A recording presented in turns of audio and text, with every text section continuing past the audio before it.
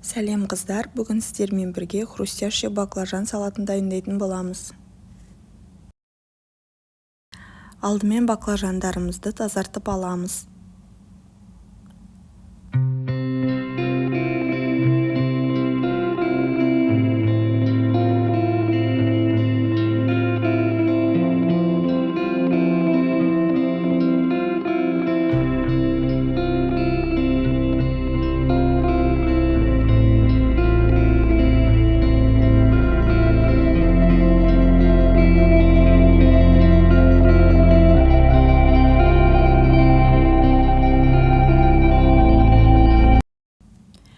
Видеодағыдай етіп кубиктап торап шығамыз.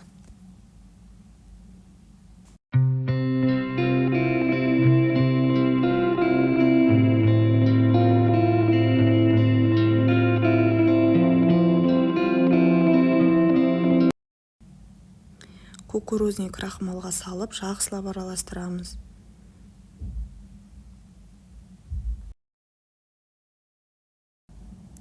Енді қатты қызып тұрған майға осылай баклажандарымызды салып қызартып қуырып алатын боламыз.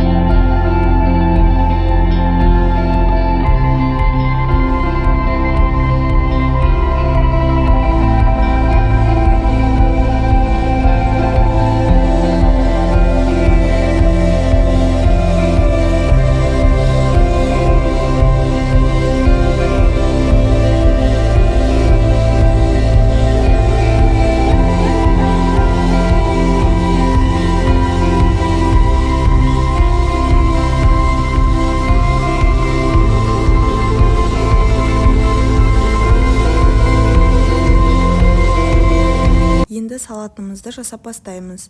Рукколаны алдын ала жақсылап жуып тазалап алдық. Осылай тәрелкеге салып шығамыз.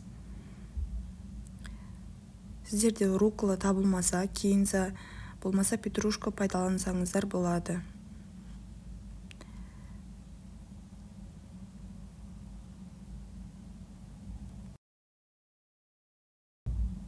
Міне біздің баклажандарымыз хрустящий өте жақсы болып пісіп шықты. Осылай рукколаның бетіне қойып шығамыз.